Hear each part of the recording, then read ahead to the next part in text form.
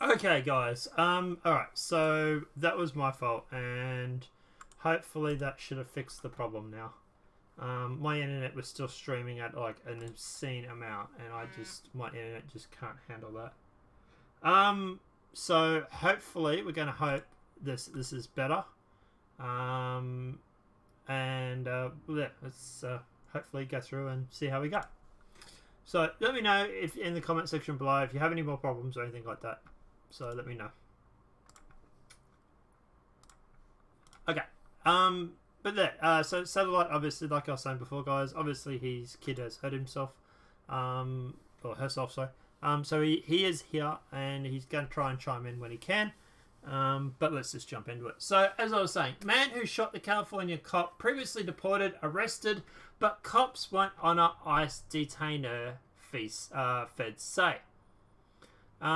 So the illegal immigrant killed Sunday in a shootout with the California cop had been deported 3 times and arrested over ICE's objection on several occasions.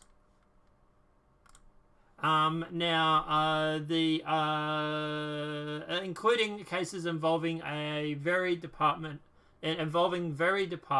whose officer took him down in a dramatic exchange caught by her body cam.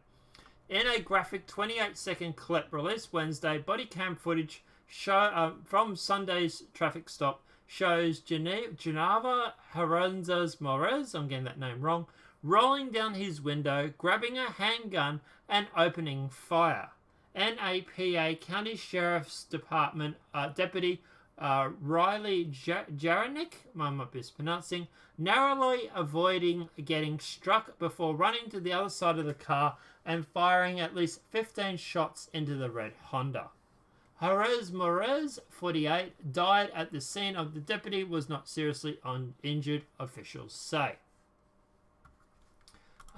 So obviously at the end of the day, now a second weapon, a loaded .22 caliber rifle, was found in the backseat of the Honda in addition to the pistol. Immigration officers said Thursday's shooting and the man's death could have been prevented by Californian state law prohibiting them from arresting the Mexican citizen with a long rap sheet and multiple deportations. Immigration and Customs Enforcement said Jerez Morez had been deported 3 times before 2011, twice in 2007, and once again in 2010. Since then, ICE had issued 4 separate detainers for him related to various arrests, including suspicion of driving under the influence, battery of a police officer, and unknown prohibition violations. ICE said detainers were issued to NAPD County Jail in 2014, 2015, and 2016, while Sumner County Jail received one in 2016. None of the detainers were honoured by jail staff. This incident may have been prevented if ICE had been notified about any of the multiple times Morez had released from local custody over the last few years. Immigration officers said this is an impactful, scary example of how public safety affected by laws or policy limiting local law enforcement agencies' ability to cooperate with ICE. So look, at the end of the day, guys, obviously what's my view, what's my takeaway on all this? Look, do I think that this could have been avoided? Sure. I'm not terribly upset about this guy being shot. He seems like he was a piece of shit anyway. So, you know, good riddance, I suppose. But look, at the end of the day, it could have gone horribly, horribly wrong. Especially if he had struck the police officer. God knows what he could have done to her, what he could have done to her. If he had got his hands on her, or even, you know, used the other rifle or anything like that. God knows what would have gone on. Like, this guy obviously has no real morals or anything like that. He has no problems committing crime. And this is an example of the sanctuary state, or these sanctuary state laws, literally going on and putting people's lives in jeopardy. Like, this is a guy that was protected by this sanctuary state bullshit. They wouldn't hand him over to ICE anytime soon. They've asked 4 times for him to be handed over. And what? Not once were they told that he had been released. So that the ICE agents could have been waiting for him to be deported. So, at the end of the day, if you want to blame someone about all this, blame Californian government. They're the ones that were going through and claiming that this guy, protecting this guy by doing the whole, by going around and not deporting him. And oops, I just did that by accident. By going through and... Hang on a sec, they can't hear you because I got you muted. Sorry. Yep, what were you saying, man? No, it almost sounds as if Trump was right. Again. Yeah, well, he said this in the past. I mean, you can't expect someone who breaks the law to then follow the laws in the country. They broke the law by entering it illegally in the first place. Yeah, and God knows what would have happened if he got his hands on her. Like, Jesus Christ, like a female police officer. This guy obviously has no real problems breaking the law or doing anything he wants. Like, he could have walked up and put 5 rounds in her chest. Like, Jesus Christ. Like, I feel sorry for the cop because now she's the one that's going to have to live the rest of her life with the memory of taking a life. Even though he is a piece of shit, she's still going to have guilt over it. But yeah, I've heard that.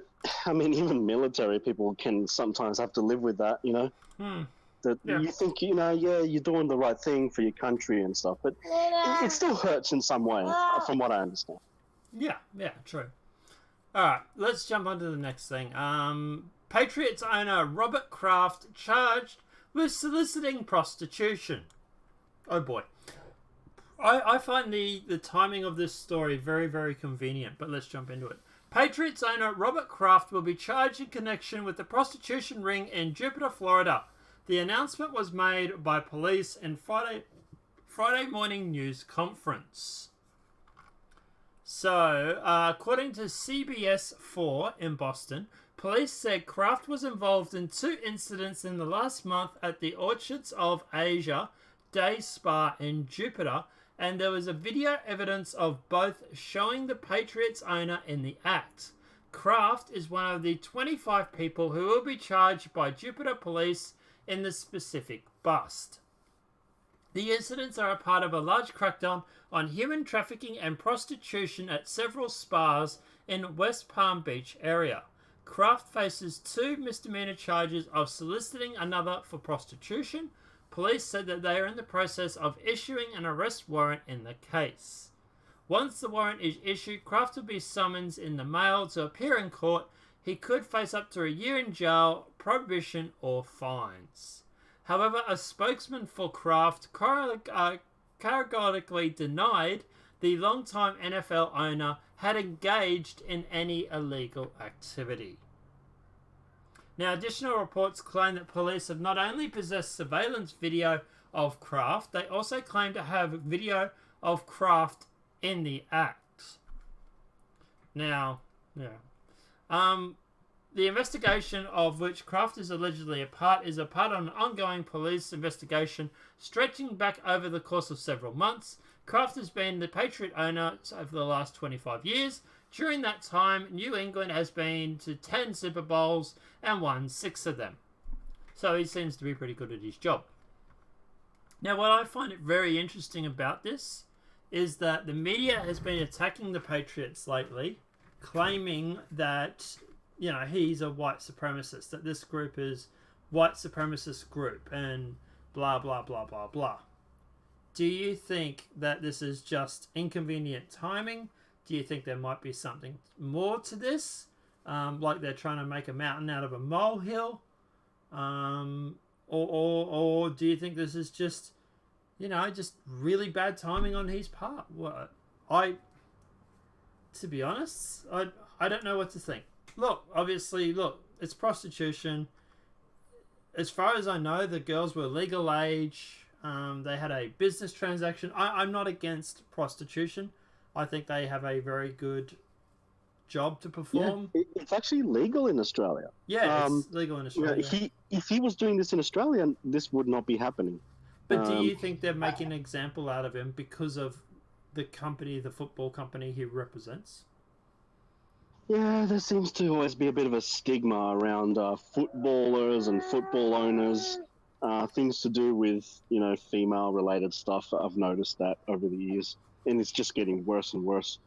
Like, they're claiming that there's 25 people that have been held up or caught up in this scam or this sting, right? Now, why is it we're only hearing about the Patriots owner? Where's the other 24 people that we don't hear about? Yeah, they're probably because they're just not important. They just stung a whole bunch of people, and they went, "Oh, we got a guy here that we can actually make a mountain out of." Yeah, we can make an example out of this guy. Plus, the media has been attacking the Patriots owner lately for, because we Trump derangement syndrome. So it does make you wonder if it might be a case of, well, we can also go through and we can attack the Patriots who just recently won the Super Bowl, if I'm not mistaken. We can go through and we can attack them, or just won that latest game. Oh, I think it was a Super Bowl. I'm not quite sure. But they can go through and attack the Patriots owner, and I don't know. It seems very suspicious, the timing. That's all. It's the way it's going to be. Like anything to do with patriotism and Trump, feminism related. This guy, he looks like a old white male too. That probably helps. Yep. So it just plays into the whole thing. The media is only ever going to be dishonest, and they're only ever going to report on things that supports what they want to narrate. True. And they wonder why, the media, like trust in the media now is at such a low right now that they basically may as well just shut shop at this point. Yeah, and look, at the end of the day, obviously when it comes to, like, for example, this situation, for example, like I say, there is definitely them trying to push a narrative. So, yeah, I was going to say, it's... They're trying to blame him as or they're trying to accuse him of sex trafficking. It just seems like they're really trying to reach with this. It seems like it's a case of, like the Daily Mail and all these other establishment sort of papers and all that. They're all going on about him being accused of sex trafficking. Yeah, Hillary Clinton, for example, she's innocent. She's apple pie. She's all good. But this guy who had sex with two girls, two prostitutes, all of a sudden is a sex trafficker. How do you work that out? How does that work into your dynamic when literally, you get people like Bill Clinton or Jeffrey Epstein, for example, they'll refuse to use the word, sex trafficking. But when it comes to this guy, all of a sudden, oh, well, no, he's sex trafficking. No, he didn't. He banged two prostitutes. Like, shit, man, in Australia, we call that a good time. Like, yeah, I really do get the feeling. We do. And the funny thing, too, about it is the fact that, in fact, you're right on the money there, mate. Like, if they really were serious about reporting on sex trafficking, maybe they can turn their attention to all of those upstart models who just go missing after they go to some random photo shoot in New York or something. Or maybe go to Hollywood and just point your finger and you'll be pointing at a freaking, sex trafficker or a baby thief or something. I mean, god damn. Yeah. That's what I say. It does seem that they use that term very loosely when they want to. And that's where I was looking at it and I was like, oh, he got done with sex. And then I read it and I was like, okay, he excuse the language, but he banged two prostitutes. It's not exactly... Yeah, it's not sex trafficking. And it's not exactly something that would be considered new. So... why is, and Breitbart's going on about it too, which I'm surprised about, but like, why is mainstream media going on about this? What is the big story? Because, Jeffrey Epstein, for example, yesterday, he can have all these indictments and whatnot overturned, and all of a sudden, he's facing counts of sex trafficking and everything like that. And no, that wasn't pedophilia. That was prostitution. Just prostitution with girls underage, for example. But this guy, he goes through and he bangs 2 women that are completely legal of age, as far as I know, and that are prostitutes, and all of a sudden it's not prostitution. No, that's sex traffic. It's like, it seems like you got a very loose definition that you keep changing a little bit depending on who it is and what it is, but... Yeah, I have some advice for the media, if they ever listen to this. Why don't you go down to the FBI headquarters, go over to the sex crimes division, ask about how many women go missing every month who traveled to Hollywood and had a big aspiration to become a model or something, or an actress. Yeah. And just find out how many of them just suddenly go missing, and maybe write a story about what they think is going on. Because I'm sure they would have quite a few cases they could talk about. Also, while you're at it, talk about these women, for example, who were like Haiti, for example. All these kids and children from Haiti that went missing. And also, while you're at it, maybe ask why Hillary Clinton was involved in protecting one of the girls that was caught at the airport with several of these missing kids. And maybe ask about that. Seeing you guys want to go on about sex trafficking, because that's what the mainstream media is trying to push. Maybe report on that. Not some guy banging 2 prostitutes, like 7 Grams says here. When did Johns become sex traffickers? They're not. They're Johns. They're guys banging a prostitute. Like. Yeah, it seems like it's a lot of hot air for nothing. And it makes me wonder who these other 24 people are. They're trying to divert attention away from something. And I get the feeling it might be who else might have been caught at this same spa. They're focusing on this guy. Okay, who are the other 24? Who do you not want us to look at? What politicians or whatever were involved? And what ones aren't you writing about? Because that's what I want to know. So, guys, people are just jumping in. What happened was some little ferret forgot to change his settings back to a reasonable upload for his internet, and basically caused the first 18 minutes of the stream to be gumblegulp. So what we're going to do is we're going to go back, and I'm going to redo the R. Kelly story because I completely missed all that. Well, you guys missed it anyway. And I'm going to trim the first 18 minutes or so off this video, and then, get it to just go from there. So the first story for the day, technically, would be the man that was shot by the Californian cop. This is the second story, and R. Kelly will be the third story. So, yeah. But let's jump into the R. Kelly story thing, because I really do think that this prostitution thing is not a real big thing. To me, it seems like they're trying to divert attention away from something else. Just before we do jump into that, 7 Grams says, hey, hello, how are you? There you are. Yep, yeah, we're here eventually.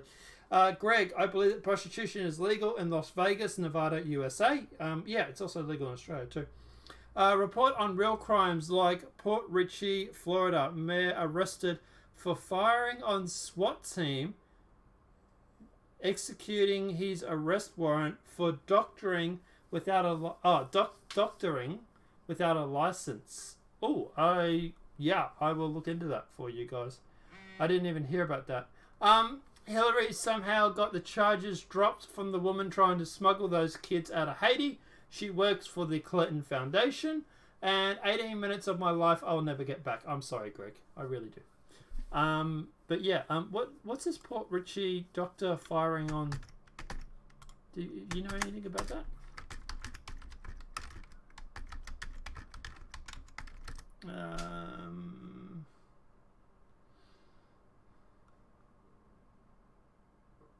Yep, okay, I found the story here. Copy link. And so Sheriff Florida mayor fired at deputies during raid. Oof. So Port Richey, Florida, the mayor of a small Florida city fired 2 shots at sheriff's deputies who raided his home Thursday to arrest him on allegations of practicing medicine without a license, authorities said. Port Richey Mayor Dale Massad fired at Pasito County deputies during an early morning raid, but no one was hit and they did not return fire. Sheriff Chris Nyko said the deputies retreated and Massad, 86, soon surrendered. He's lucky he's not dead, said Narco, who said Massad will be charged with attempted murder. He said Massad is a history of drug use, violence and threats of his own several guns, which is why deputies raided the 3,200 square foot waterfront home rather than making a routine arrest. He said Massad fired at the deputies, announced their presence. 3 other people in the home were not charged. I couldn't be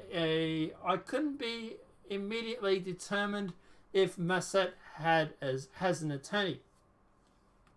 Port Richey is a town of 2,800, about 40 miles or 64 kilometers north of Tampa on the Gulf Coast. Massad was elected mayor in 2015 and served on the city council from 2000 to 2008. State officials say that Massad was treating patients at his home even though he lost his physician's license in 1992. He and his girlfriend were arrested in August after deputies said they battered each other. Lovely guy you want from there. Neighbours Linda and Brian Van Ness told the Tampa Bay Times they awoke to gunshots and heard deputies ordering someone to drop their gun and surrender. It's unfortunate, but it's not surprising because of his history, Linda Van Ness said. Sounds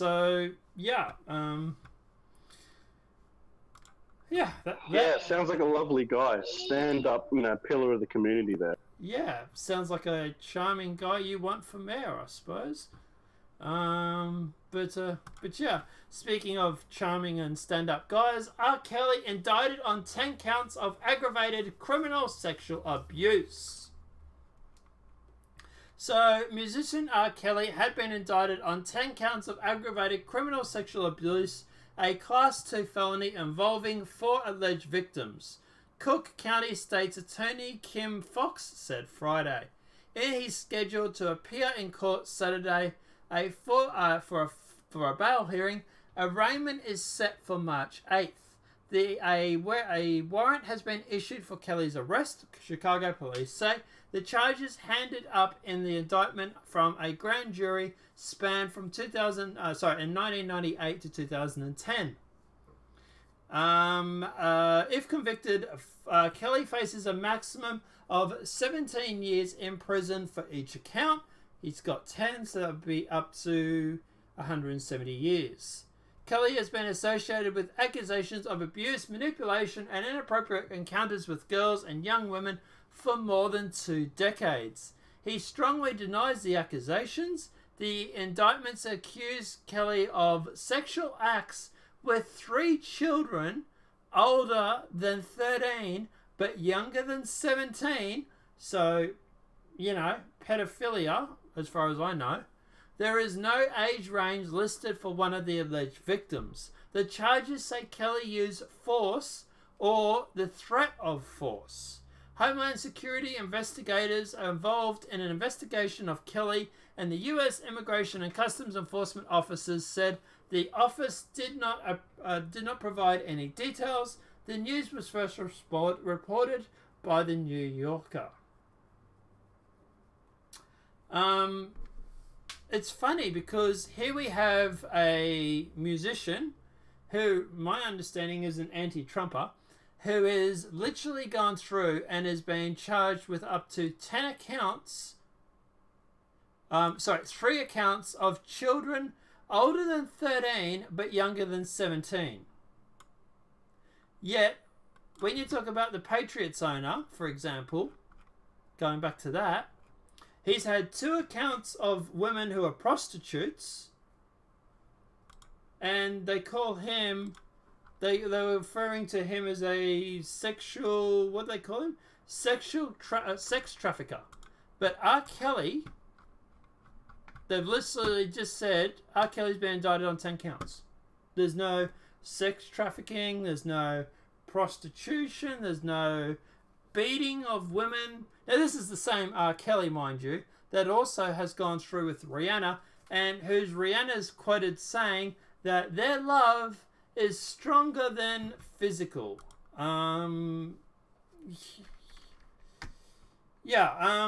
Take what you will from that. The way I interpreted that was that she's a battered wife syndrome. What were you going to say? Yeah.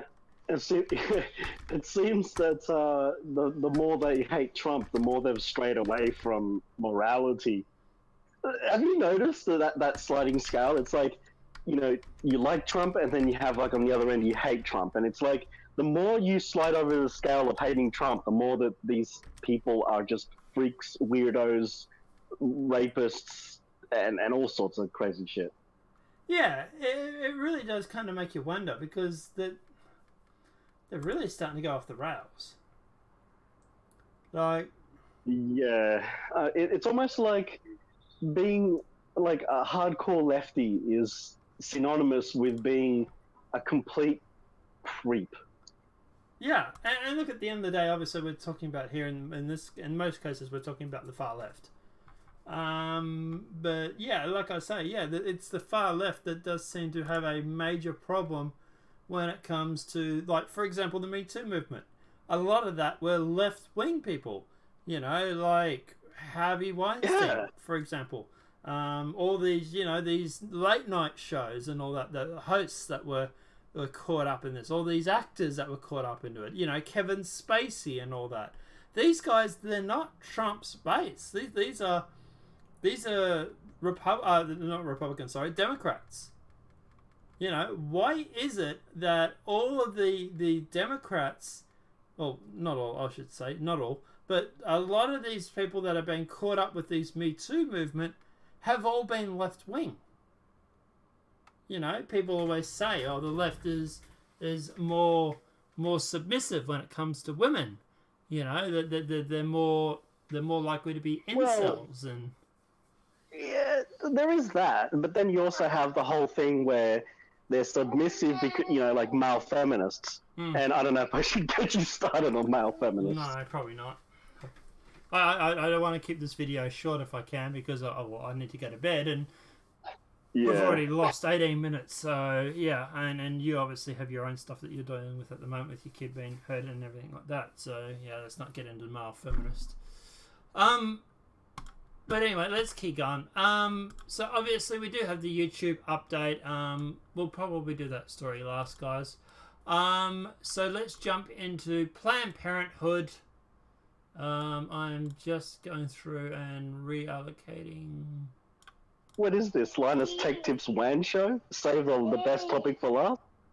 Well, yeah, I was going to say, are you right to deal with the YouTube thing at the moment? Or yeah, let's go ahead. Let's dive into it. All right, let's do the YouTube thing then, because, well, apparently we don't want to, yeah. But yeah, now I have to realign everything.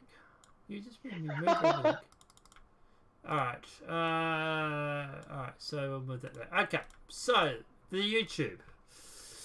YouTube's is in the shit again. So YouTube's face second apocalypse as Nestle Epic Games withdraw ads. And it's not just them either. Also, since then, YouTube creators fear second apocalypse as Disney, Epics, and more pull ads. So nearly a dozen different companies have terminated or paused their ads on YouTube. Earlier this week, a viral video created by a YouTuber, Matt Woodson, has pointed out it's simple and easy to find videos of underage girls in compromising and sexually explicit positions, causing massive commotion on Twitter. He used the hashtag YouTubeWakeUp, starts to spread with viewers contacting different companies whose ads were seen on these videos. So, Purina, Fairlife, Canada Goose, Vitacost, GNC have all suspended their ads on YouTube until further review is completed. A Wired story released on Thursday managed to find videos that were users exchanged phone numbers with the promise of sharing more videos with WhatsApp. Epic Games told Wired they had paused all their pre-roll ads on YouTube. Disney and Nestle have also announced that they have stopped ad spending on YouTube because of the viral video. Now, what people don't know is this YouTuber has a very interesting past. And we're going to get very to that. sordid. Yeah. So, Drama Alert has gone through and has done a video on this, and we will play some of that for you right now, presuming I have gone through and checked everything off. No, you wouldn't have been able to hear it. That is cool. Let's play it. This video went viral. Matt started streaming live on his channel. As you can see, the original video was uploaded 2 days ago, and since then, he's done 5 live streams. Now, what's happening on these live streams from Matt Watson is very concerning to me and very concerning to many other YouTubers. Matt Watson keeps saying on these live streams that YouTube is not fixing the problem, that YouTube is doing nothing, which is false. YouTube is fixing the problem. And he's also saying on these live streams to his newfound fandom that they need to spam advertisers, telling advertisers not to advertise on YouTube because their advertisements are next to a kid's video and there's pedos in the comment section. Now, when I heard this on Matt's live stream, I'm like, what are you doing? And this guy's trying to start the next adpocalypse. If advertisers leave YouTube, this isn't going to stop the pedos in the comments section. This is just going to hurt the livelihood of YouTubers big and small. So as I'm watching more and more of Matt Watson's live streams, it becomes very clear that this isn't about stopping the pedos, and this is more about getting as much attention as possible. He's asking his fans to spam his video at news outlets and just trying to blow this story up as big as possible. Now, one of Matt's new disciples, his new fan base, hit me up on Twitter asking me to cover this story, and this is how I responded. I'm not reporting the story because it negatively affects the whole YouTube community, and we don't need another adpocalypse. What I've done behind the scenes, though, is reach out to my YouTube contacts, showing them the video, and my team is showing them content to take down. That's what I... So that's a small sample of Keemstar's video. Now, so what he's basically saying in this is that the guy, the creator that is going through and making this video is more interested in actually going through and starting an ad apocalypse and getting famous off that than he is by actually going through and actually trying to solve the problem.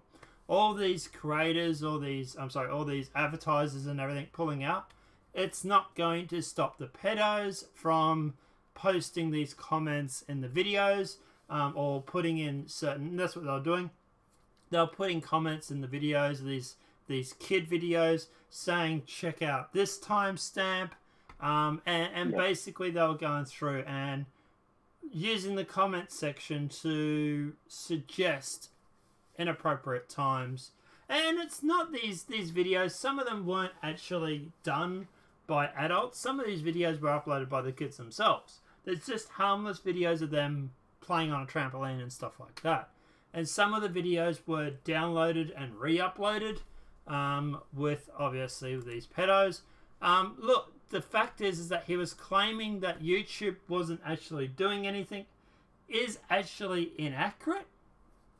YouTube was actually going through and deleting comments, suspending accounts. Look, I'm not YouTube's biggest fan. I'm really not, because of the amount of censorship they put me under. But at the end of the day, full credit to YouTube, they were actually doing a good job when it comes to removing these comments. So I do find it very interesting that the guy who is supposedly a small-time creator is getting people to spam his video to advertisers, which is obviously going to make his engagement higher, and encouraging people to, pull ads out of YouTube and stuff like that. What would that do? What would that actually stop itself? It wouldn't. Nothing really. No, it wouldn't do anything. It wouldn't do anything except hurt creators. Now, look, Keemstar could have probably put it a little better. He might have been a little rough when he went and said that he wasn't going to deal with this topic because it would have because it would have negatively affected the YouTube community. I think that was probably the wrong wording. I think Keemstar probably... And the thing is, sorry? This has been covered in depth before. I don't know if you know about this, and probably the audience has never actually heard about this. A few, probably, could be 6 to 8 months ago, there was actually, this topic was covered quite a while back. And what was that? It was actually by an article. And an interesting thing that was found, and this is how YouTube has been handling this for the most part for the better part of a year.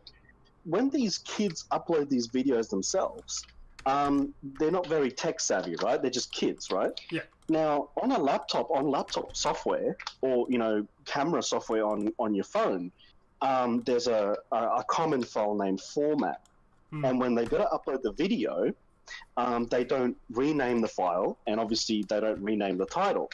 Or the program has automatic upload. Again, they don't rename the title. Yeah. So then the videos on YouTube, and this is how the pedos find them, but also how YouTube finds them and gets rid of them, is simply that you run a search on YouTube with one of these file name formats, like MOV_XXXX, like for a date and time, or something like datetime.avi. Shit like that. And so this is how they find them, and this is how YouTube has been cleaning it up.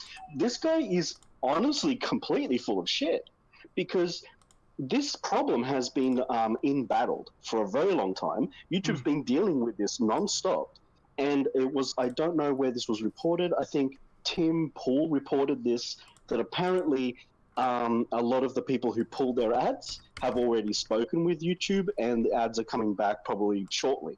So I don't know. I'm not 100% sure on that one, but Tim Pool mentioned something about that. So this apocalypse probably won't actually come to fruition. Let's cross our fingers.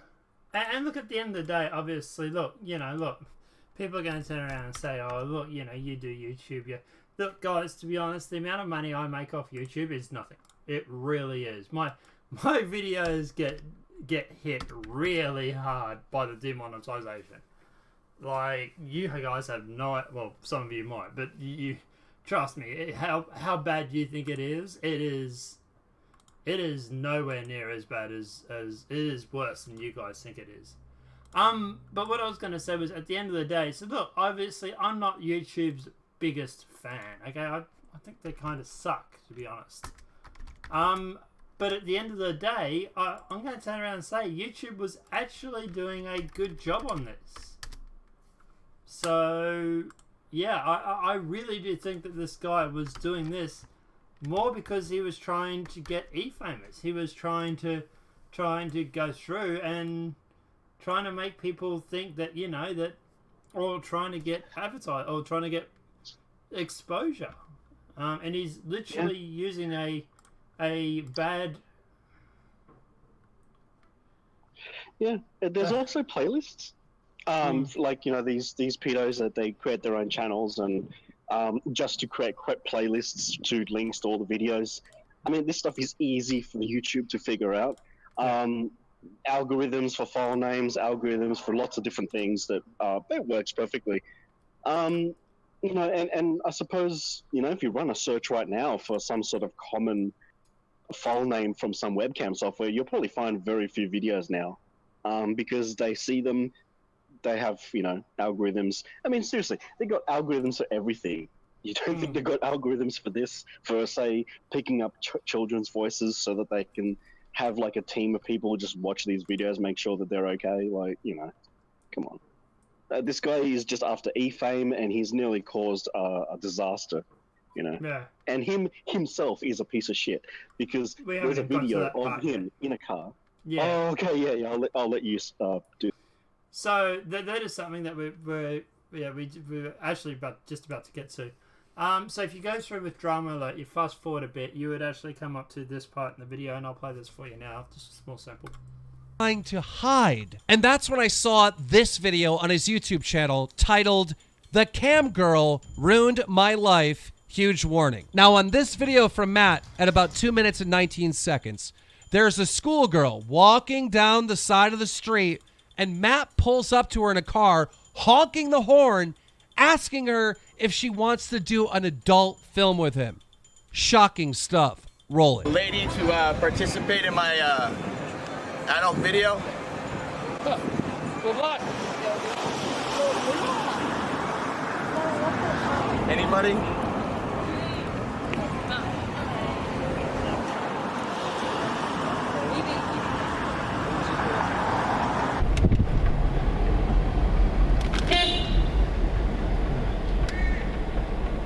Hi.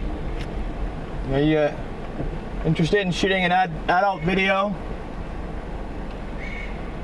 Wow. Okay, so there you see there, guys, in the video. Look, it was a school kid, and he literally went up and approached this kid and asked if she wanted to be in an adult video.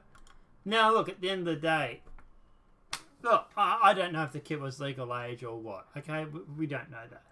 But at the end of the day, the fact is that even if this is all above board, even if this girl was legal age, whatever it may be, whatever excuse that people are going to try and defend this guy with, the fact of the matter is that he's still approaching women seemingly off the streets, asking them if they want to be in an adult video. Now look, you know, considering he's supposedly white knighting, going on about people, you know, who supposedly don't want to do this because it's ruining their YouTube career, and going on about how he's, you know, wanting to save the internet from all these pedos and all these people that are monsters, it seems like he might have had a bit of a checkered past himself. Now look, I'm not going to be the first one to throw stones. We've all got skeletons in our closet. But at the end of the day, I'm not the one sitting on the internet going on about how I'm going to try and save the internet from the pedos and the monsters, calling Keemstar a monster, and then finding out that in the past I went through and approached women asking them if they wanted to be in an adult porno. You know, it's kind of like you might be a little bit projecting there. Just a little fun thing to mention. What he was doing is exactly how a lot of those teen prawn companies find chicks. Just saying. They also do Craigslist ads, but apparently that's also a thing they do. Maybe he was working for one of them. Who knows? It could have been, it could have been an actor, it could have been a model or whatever. I just noticed there's someone in the waiting room. Do you want to jump up there for Tripwire and find out if they want to jump in? If you can. Sure. Yeah, thanks. But what I was going to say was, guys, yeah, look, at the end of the day, and like I said, I'm not going to cast the first stone. Like, who knows? Maybe this is all above board. Maybe it was an actor, whatever it may be.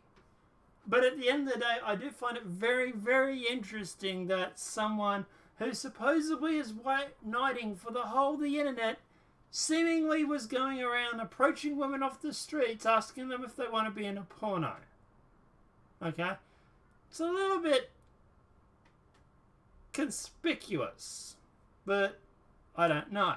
Now, look, at the end of the day, as for this, obviously, Phil DeFranco has responded in regards to this incident.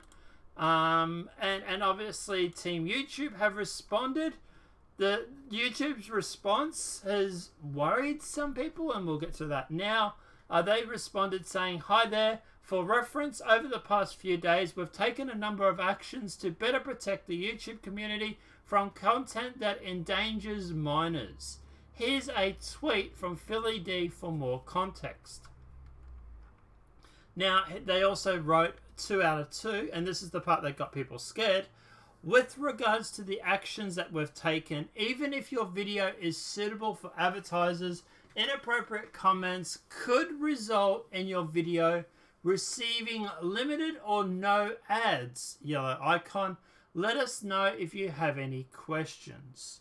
Now, what people are worried about there is that, for example, if you were to go through and spam someone's comment section, for example, say I was to go to CNN, for example, not saying to do this or anybody should do this, but as an example, say I went down to CNN's comment sections and I started spamming their content with these same sort of links, then theoretically people were saying that YouTube might have gone through and sort of held people or held accountable or held creators accountable for the comments that were posted on their video, which is getting into some very dangerous territory.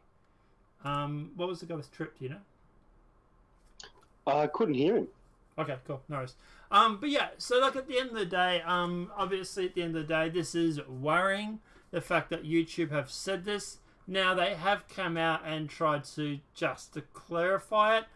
They said, just to be super clear, we're not saying anything is wrong with the actual video. Thank you for doing a great job moderating our comment section. These recent actions are due to an abundance of cautions related to the content that many endanger minors. Now, obviously, people like the Young Turks are now trying to push the narrative that YouTube should get rid of comment sections, which is really kind of funny. And I think this is where we're actually starting to see what the puppet masters behind the strings. I think the reason that they're pushing this narrative is because they're worried about people going to their video and correcting their record. We've had a lot of fake news lately, a lot of fake crimes, fake hate crimes, and a lot of these left-wing media personalities who tend to want to disable comments, mainly because they get called out for their inconsistencies or because they were wrong or whatever it may be, now are starting to ask if YouTube wants to remove, or should YouTube remove the comment section. That in itself is really kind of scary. But to be honest, if you ask me what this is all about, I think the reason why the mainstream media is going on about this is because at the end of the day, they want to take down alternative media. I think the fact that with the Josie Smollett, with the Covington kids, they have soon realized that they're not winning this war when it comes to YouTube, alternative media versus mainstream media. And if they can go through and get some of these advertisers to pull out, maybe these YouTube creators will abandon ship, or even maybe crash the platform. And I think the real reason is the establishment, the established media that wants to divert, segregate, and get everybody fighting amongst themselves, split people up into manageable groups, divide and conquer. I think they're worried because at the end of the day, YouTubers like me, We Are Change, Tim Pool, whoever it may be, your favorite creators, whoever they may be, have influence. And with enough of us raising awareness on certain topics, we are able to change the Discord. And I think that has got them scared. I really do. I don't know if you heard this, but apparently there's also there's actually an official statement from YouTube itself, actually mentioning that they're looking at they're gonna likely demonetize videos due to issues with comments. I don't know if you heard of that. Yeah, we just talked about that actually. Yeah. Yeah, that's one of the things they're looking at. Yeah. That was when you went up and you spoke to the person in live chat. So that's that's my fault. Yeah, I didn't. Yeah. But what I was going to say was they've talked about that, but and this is what I'm saying is the Young Turks, for example, they're turning around saying, well, look, maybe it's time YouTube gets rid of comment. I do find it very interesting that the people that want to get rid of the comments are the ones that tend to disable comments at the best of times.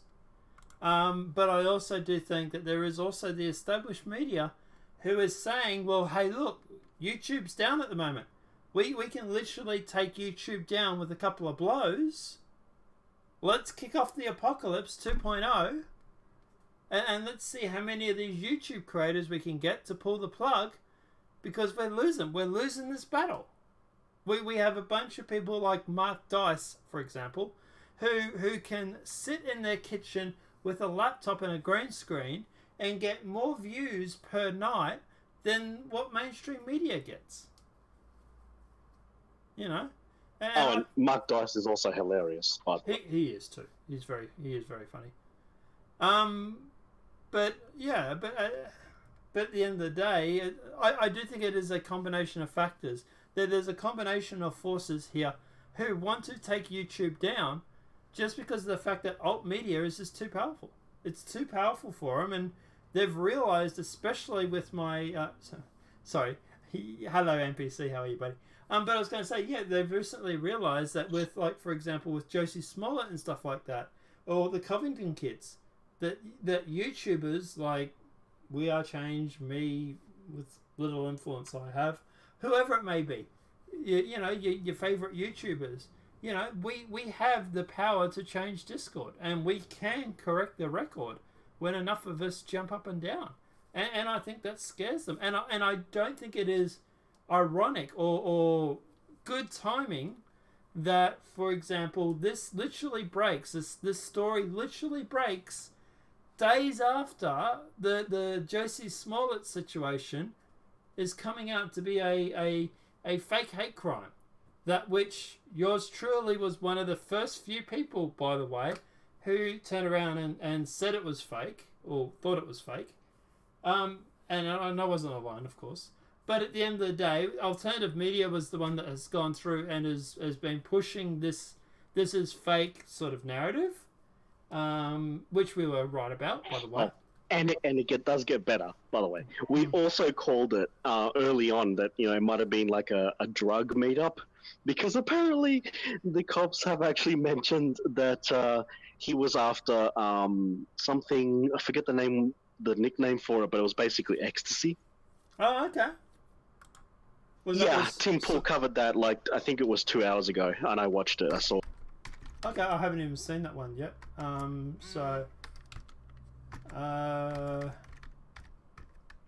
Drug. What would you call it? Drug deal? I think I forgot what the nickname that they said it was, but it's ecstasy apparently. Oh, okay, cool. Yeah. Anyway, and they also have a video of allegedly the cops also have a video that shows Justice pointing at the camera a few hours before the actual crime occurred, or supposed crime. Okay. And there was also a CBS reporter who that's the witness, because the crime alleged occurred near a CBS office, and so the witness is also an employee of one of those MSM places. No, okay. Yeah, so like I say, I don't think the story is far from over. But at the end of the day, yeah, I think it's more the fact that Team YouTube at the moment, it's a soft target. People know that the mainstream, the elites, the establishment media know that YouTube is an easy target right now. And hey, like I say, we can go through, we can take it down, we can maybe cripple YouTube, maybe get some of these creators off there. And worst thing is that YouTube seems to be complicit in this. You know, like the mainstream media is literally putting a sword on the ground and saying, YouTube, hey, you want to fall on it? And YouTube's like, yeah! Like... And thanks, Graham. Yes, it was Molly. Yep. Molly was, okay. But yeah, like I say, look, at the end of the day, yeah, it just seems that I don't get it. I don't get why YouTube is, well, Susan Wojcicki is cucked, I suppose, but like what you have mainstream media attacking your business, and YouTube seems to be the ones bending over, spreading the cheeks and saying, give it to me again. Like, it's just like, what are you doing?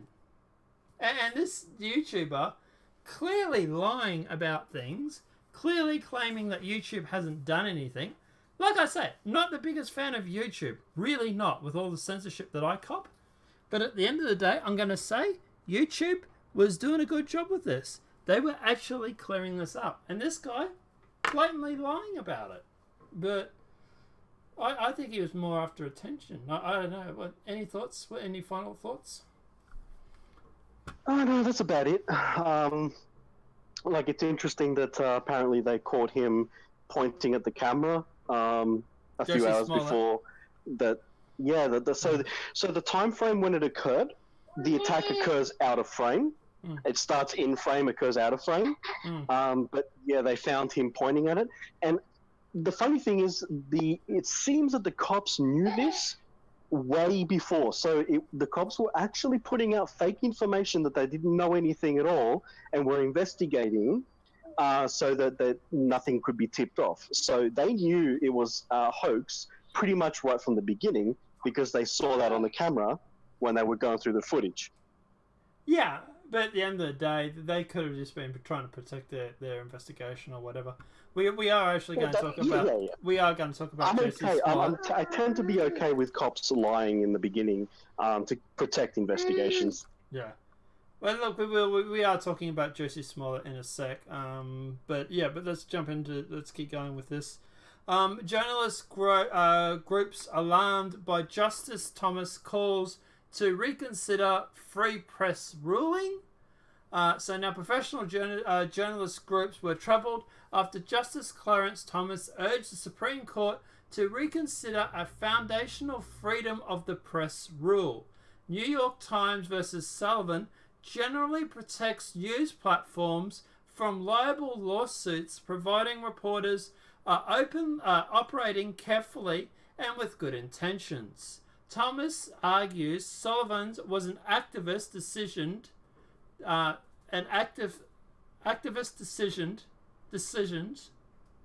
that does not correspond with the Constitution's original meaning. Professional journalism groups reacted with alarm after the Supreme Court Justice Clarence Thomas released an opinion Tuesday urging the High Court to reconsider the landmark freedom of the press decision called New York Times versus Sullivan.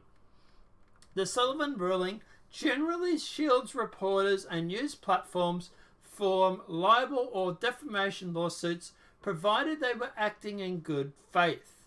Though journalists believe the protection is essential, Justice Thomas said the High Court was wrong to usurp the role of the states in regulating libel.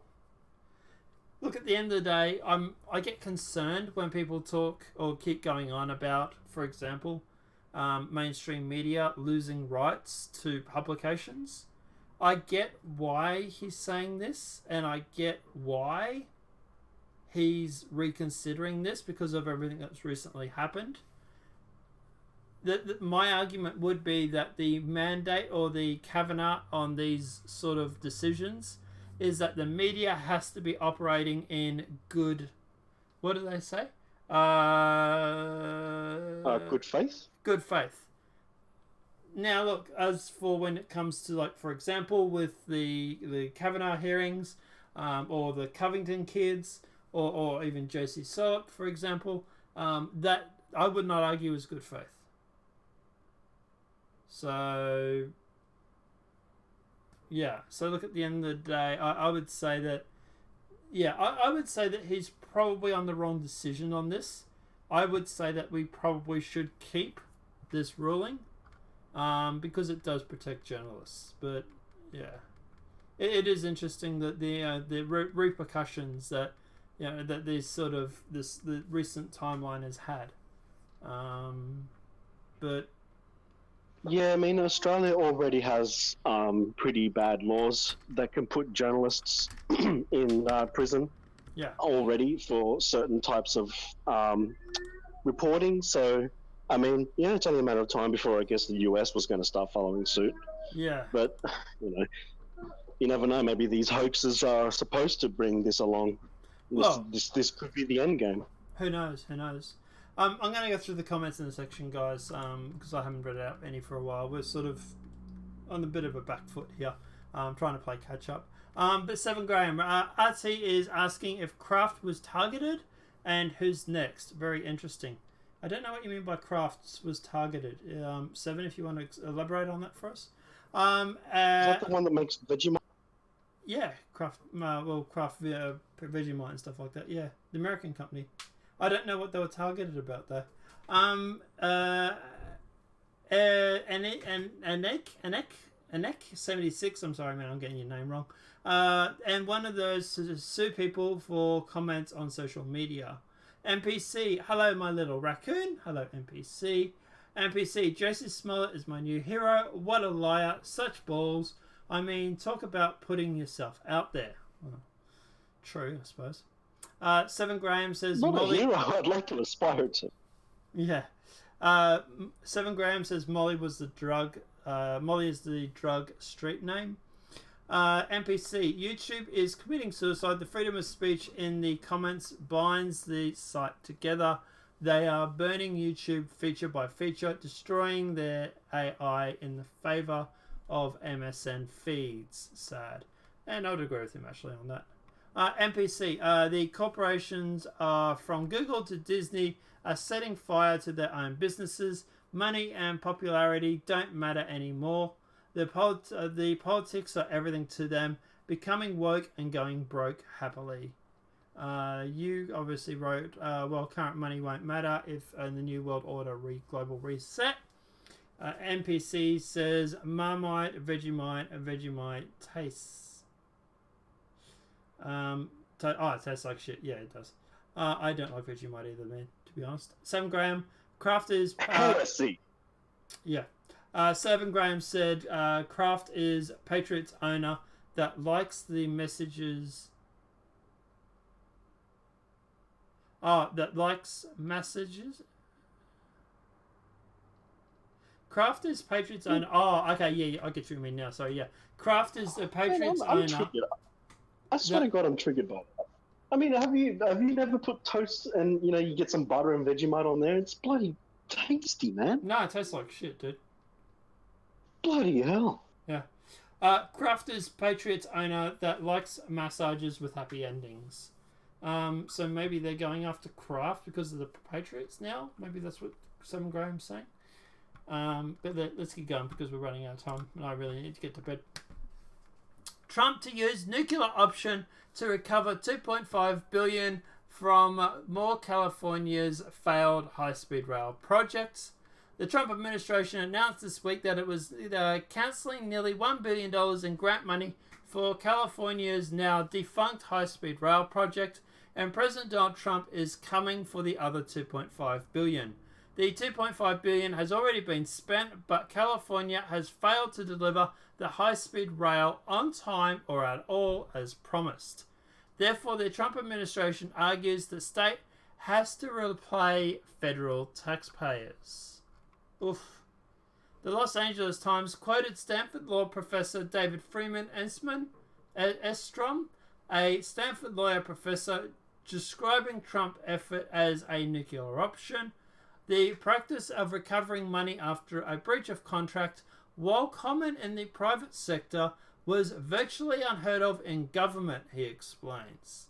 There is a reluctance to penalize misspending by local government agencies. Almost never do those violations result in terminations, in part because the federal agencies are set up to distribute money, not take it back, and they also lack funding for strict grant enforcement.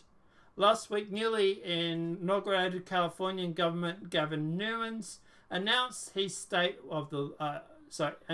his State of the State address that the bullet train would no longer be built between Los Angeles and San Francisco because it would cost too much and respectfully would take too long. As for Trump going after the money, the $3.5 billion in total, I don't have a problem with that, really. If you give money to someone to build something and then they don't deliver, don't they have a responsibility to deliver it back, to give you back the money? That's my understanding. I mean, usually what I've seen the Australian government do is they put funds to something, and then they either don't use all the funds or don't deliver, or it's on purpose, whatever. Yeah. And then the leftover money just magically winds up in some politicians' pockets.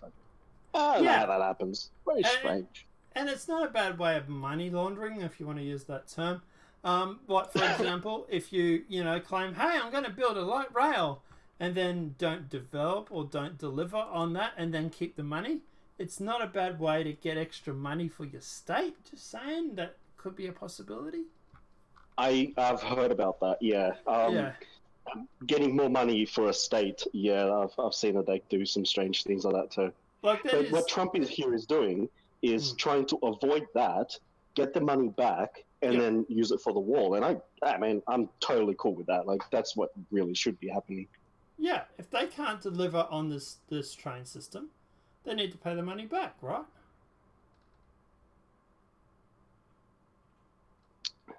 Agreed. Yeah. But anyway, let's keep going. So, talking about Josie Smollett.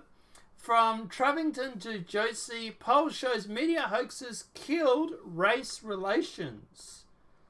And this is obviously what we're talking about when we say divide and conquer. Gallup been polling options of race relations back in 2001. At that point, 79% of black Americans graduated race relations as very good or somewhat good, while 62% of white people agreed. Think about that. 18 years ago, black people were more satisfied with race relations than white people. For another dozen years, outside of a bump here and the hiccup there, those numbers held on average. More than 60% of black people and around 70% of white people gauged race relations as good. Now, in 2013, it was all still good. More than 2/3 of blacks and whites were optimistic about race relations, and then it all collapsed. We went into a 5-year dive we still have not recovered from. In the latest polling, only 55% of whites, 49% of blacks view race relations in a positive light. So what happened in 2013? What suddenly killed everything? The answer, sadly, the organised media hoax. The death of Trayvon Martin. Trayvon Martin, that's the one. Yep. In February 2012, George Zimmerman, a Hispanic man, shot and killed Trayvon Martin in self-defense. But if you recall, in February 2012, President Barack Obama's election campaign was just starting to gear up, and 3 years of failure he needed a cause to turn to his base.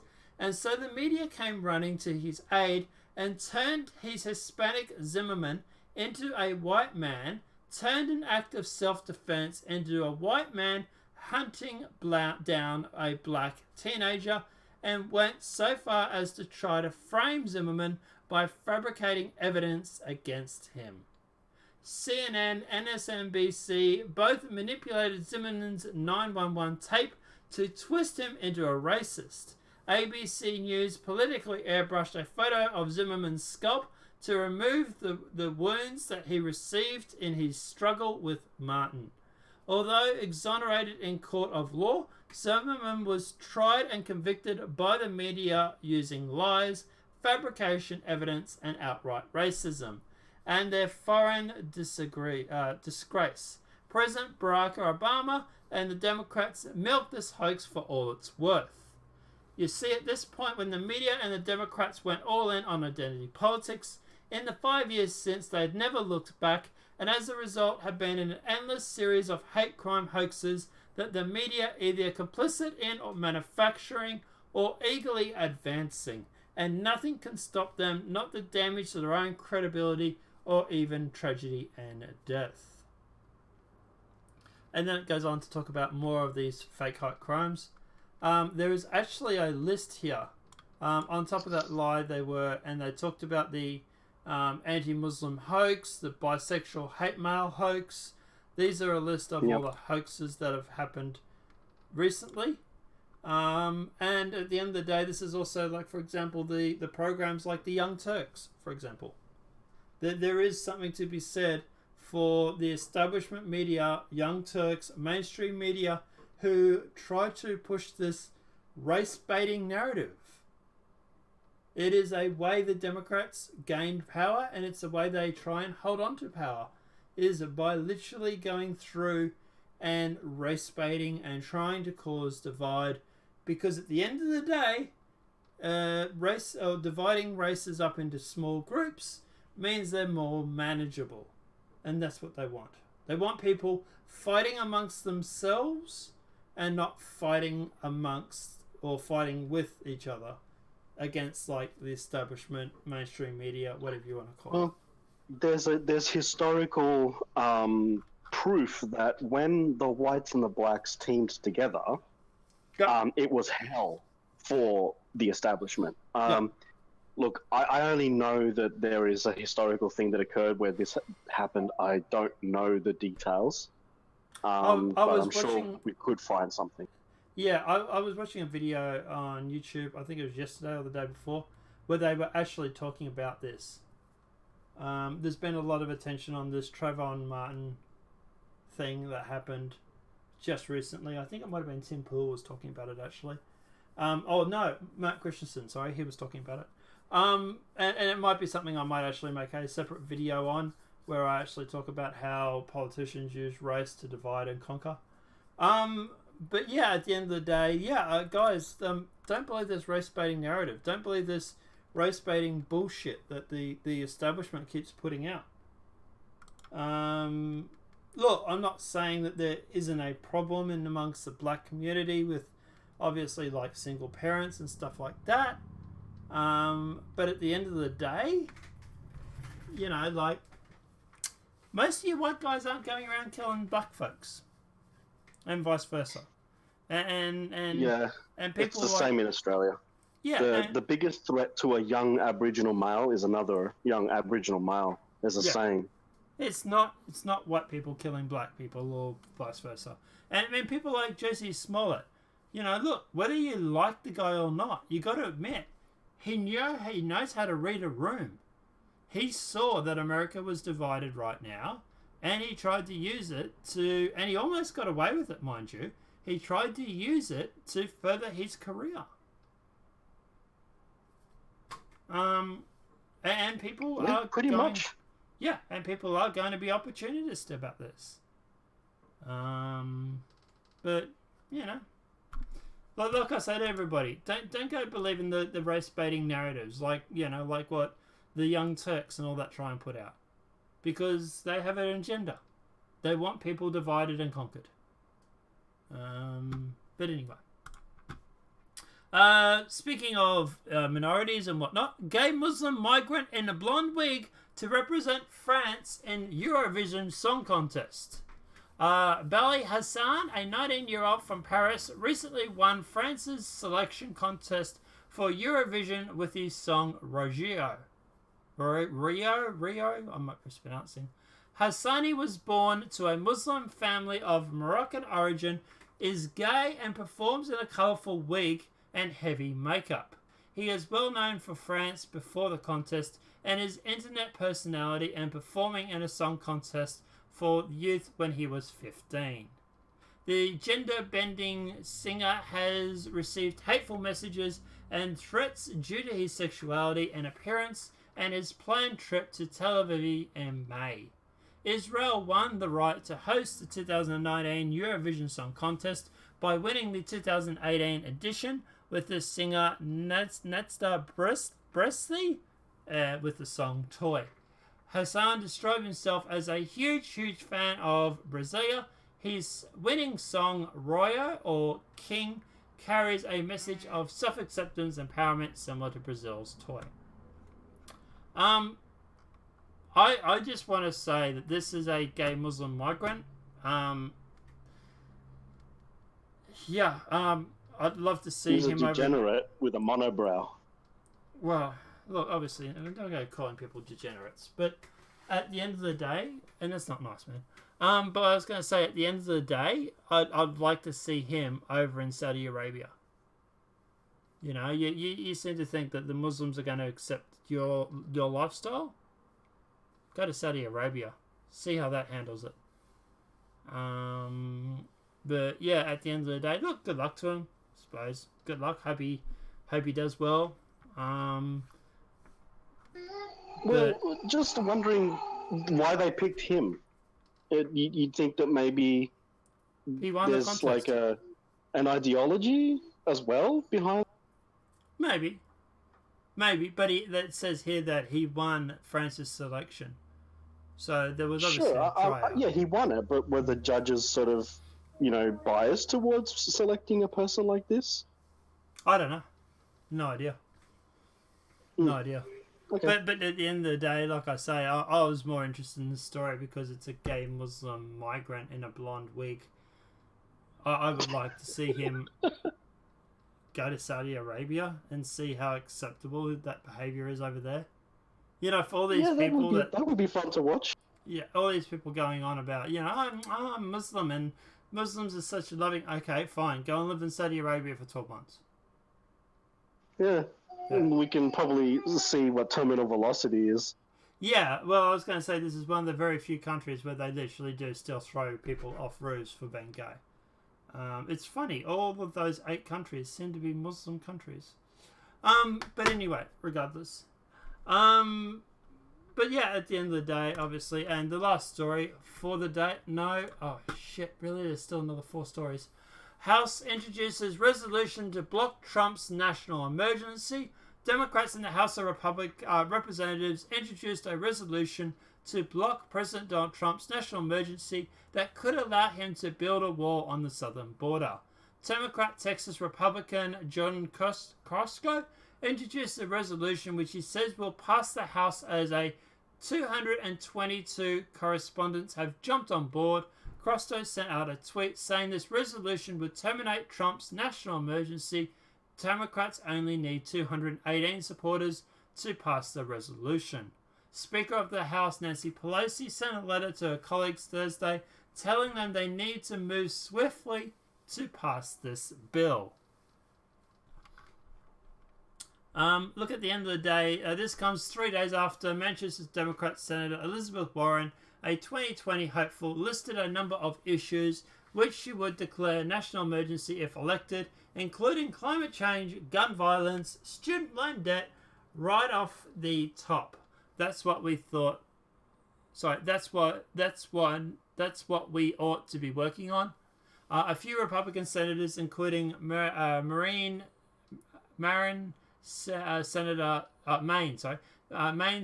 Susan Collins and Ohio Senator Rob Portman, have said they do not agree with the national emergency. Obviously, Planned Parenthood cut off from federal funding under Trump's rule. So a new Trump administration rule will cut off Planned Parenthood and other health providers that offer abortion services for hundreds of millions of dollars for federal funding. Under the regulation issued on Friday, no healthcare provider that offers abortion services will be eligible for the federal Title X program, which last year offered $286.5 million in grants that funded family planning services. Last year, about 4 million people used the program, according to the government. The rule prohibits the use of Title X funds to perform, promote, refer for, or support abortions as a method of family planning. It's not really family planning, is it? According to a fact sheet published by the Department of Health and Human Rights Services.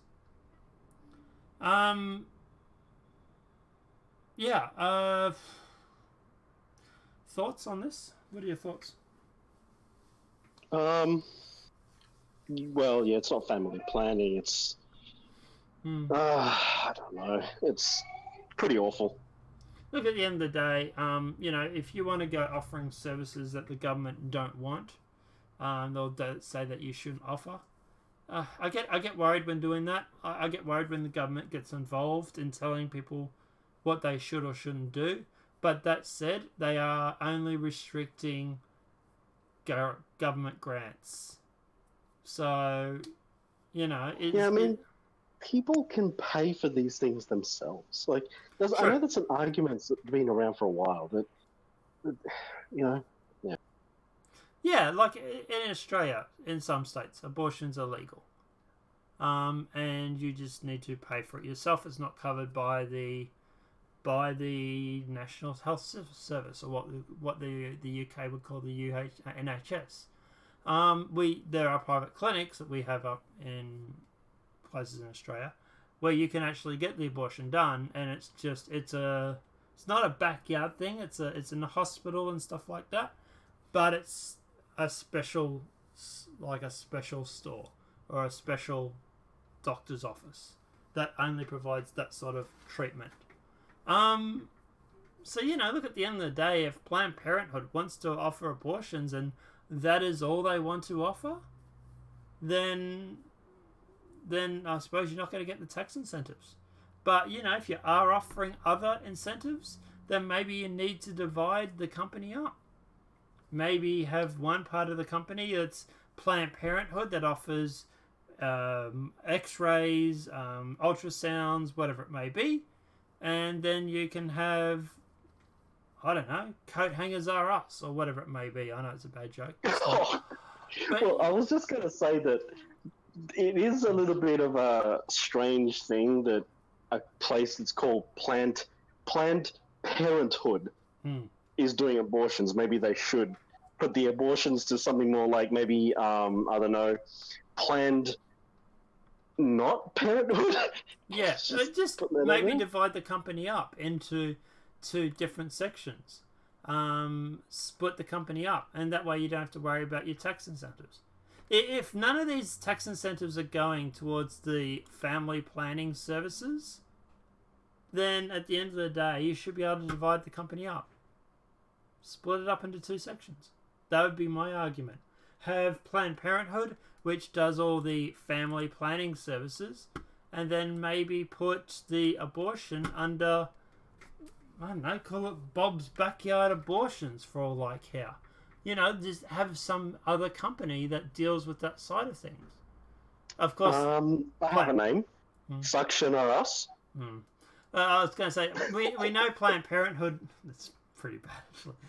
We guys going to say, we wouldn't know. Obviously, we know Planned Parenthood won't do this because at the end of the day, they make all their money off the abortions.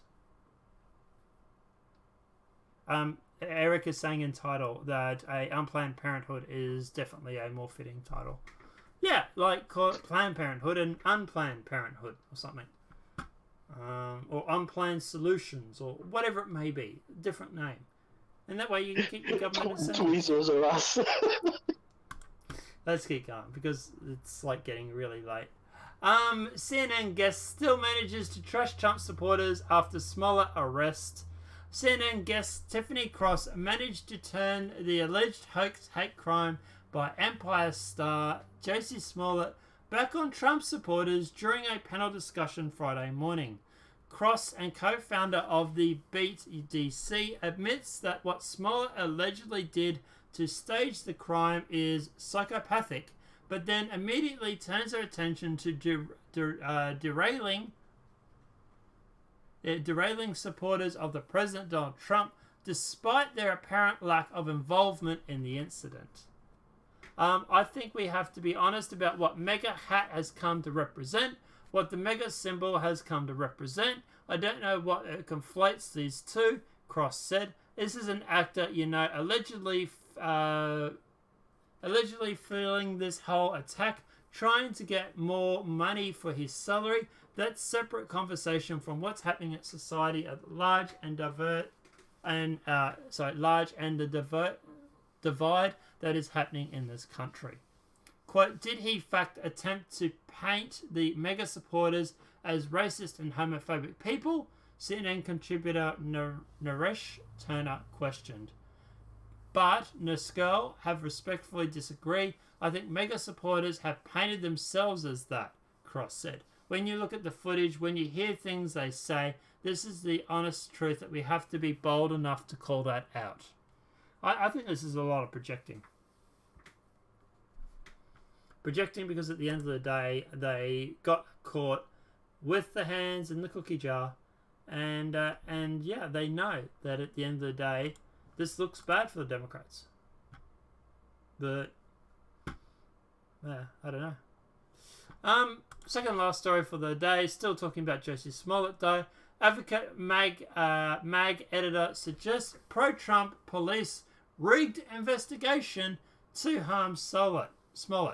So, of course they were going to go down this road. Yeah. So, Advocate magazine editor Zach Staffold on Thursday suggested that Chicago Police Department leaked information to harm Jussie Smollett because the police officers support President Donald Trump. After admitting on MSNBC that Smollett has done tremendous damage because of the right wing is now saying that victim narratives are rampant and not true, Stanford, the editor-in-chief of the LGBT publication, suggests that police officers conducted their investigation in a way that would harm Smollett. Stanford said LGBT figures who initially supported Smollett, who have been accused of paying two Nigerian brothers to attack him, are sprinting about what to do next and are really frantic behind the scenes, wondering how do we correct this message. Because, yeah, it's all about narrative. You don't correct this message. What you do is you realize that your left friend, Jussie Smollett, has got Trump derangement syndrome, and then start to wonder how many other people you associate with have a similar condition. That's what you do. Yeah, another thing too. The police officer that did the press release, he was a black man. Yeah. So, is he racist too? Apparently. Yeah. Yeah. But anyway.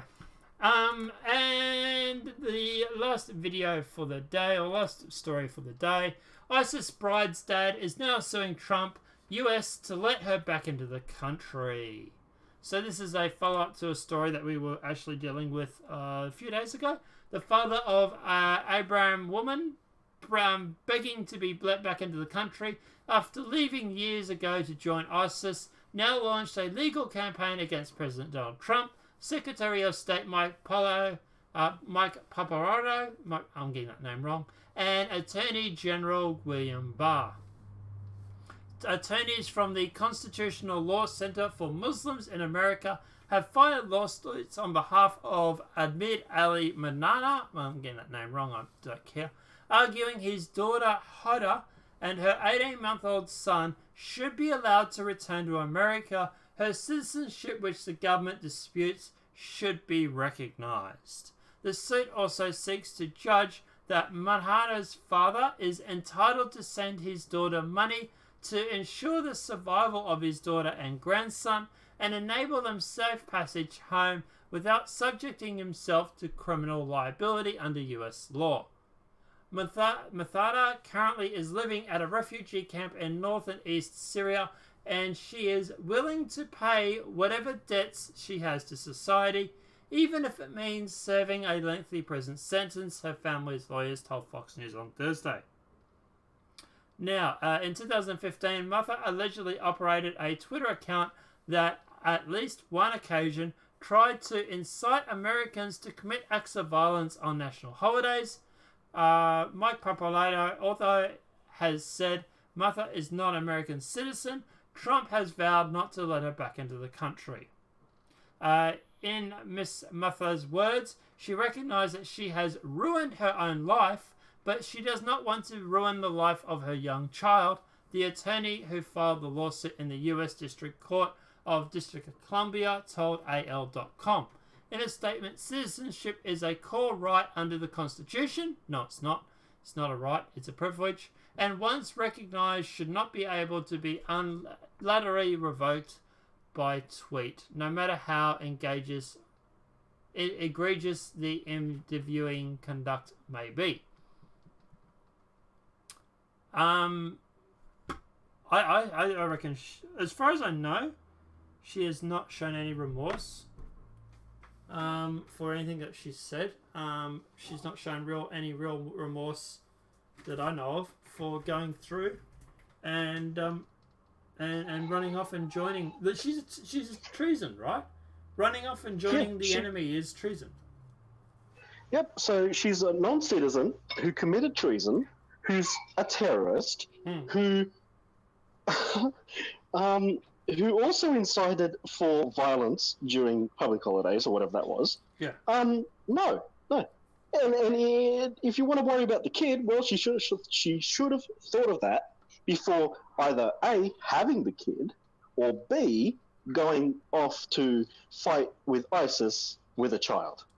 Well, I'm sorry that I sound really heartless, but that's just the way it is. My understanding was she had the kid while she was away. Now, I'm not sure if it was this or the UK woman that hooked up with 3 jihadis. But I was going to say, there's a few of these women that are trying to get back home at the moment because the ISIS should have thought of that before opening her legs. At the end of the day, well, she should have thought of that before, regardless of opening her legs or not. She should have thought about this before she ran off and joined ISIS. That's the problem. The her having a kid thing's not a real big thing, but her running off and joining ISIS and actually joining the enemy and fighting against America, that to me is, well, according to Trump and whatnot, she's not an American citizen. So according to them, it's not really treason because you're not fighting against your own country. She's not really American. But at the end of the day, regardless of that, like you can't fight against a country in a war and then when everything goes tits up, then expect that country to take you in and be happy with it. That's right. And I'll just mention that, I mean, she did decide to have child in a war zone. I mean, that in itself is also just like a character thing. You can just look at her character. So in that way. But yes, I suppose it's not treason, but everything else was right. And as you say, I'm not going to trust a person who fought us in a, well, to them it's a holy war, so we can call it a war. Yeah. They are fighting a war, and then they're going to go, oh, can you let me in because we lost? It's like, no, because you're going to come in here, and then you're going to create cells and become terrorists. That's what I think they want. Yeah. Yeah, I really am sort of not concerned. Well, actually, probably concerned is actually a better word. But yeah, at the moment, I really do think that these women that are trying to get back home, I really don't think that they have any remorse in joining this religion. And at the end of the day, given half of their breath, I think that they would much rather strap a bomb to themselves and be a martyr. And I really don't think they're being deprogrammed.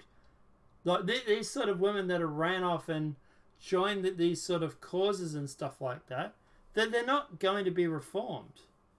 What do you think is going to happen when you start putting them in, suburban London or Yorkshire or wherever it may be, or Sussex or hell, Sydney or Melbourne in Australia? You really think they're going to integrate back in society?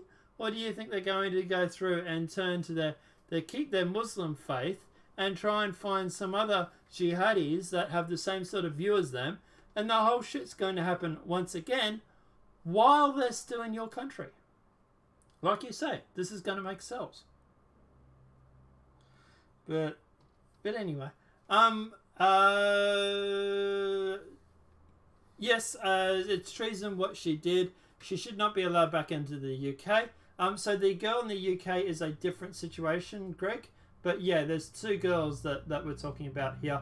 One of them wants to go back to the UK. One of them wants to go back to the US. This story is specifically about the girl for the US. But yes, we have been talking about the UK girl over the past few days as well. And they are similar in the fact that they both ran off to join ISIS, and all of a sudden now both want to come back home. Let her into. She has a remarkable skill like drawing. She could draw a picture of Muhammad, and if it's good enough, they can let her back in. Yeah. Look, to be honest, I think she'd. That's a funny one. I think at the end of the day, she was just draw it just to get let back in. And then when they question her about it, she'd just say, oh, look, they made me do it. I don't think these women are very strong when it comes to confidence and whatnot. They're easily led astray. But apart from that, is there anything else you wanted to talk about, or have we covered everything? I believe we've done a fantastic job today. I'll just say thanks to the patience for the audience with any background noise on my end. Yeah. And thanks for me for stuffing up the first 18 minutes that I have to now go through and edit out. But anyway. Yeah, guys, obviously I had the stream set to 2,500 for KBS. My internet sort of taps out at the moment around 900, so that was causing a little bit of an issue. And like I said, I'll edit out that first 18 minutes or so, and then we'll just start it from when we were talking about that first story. Apart from that, guys, I've been thinking about doing the news over the weekend as well. Let me know what you guys think in the comment section below. Do you guys think at the end of the day that we should be able to go through and we should do these over the weekend as well? Or do you think we should have the weekend off? I don't know what to think about that. What are your thoughts, Satellite?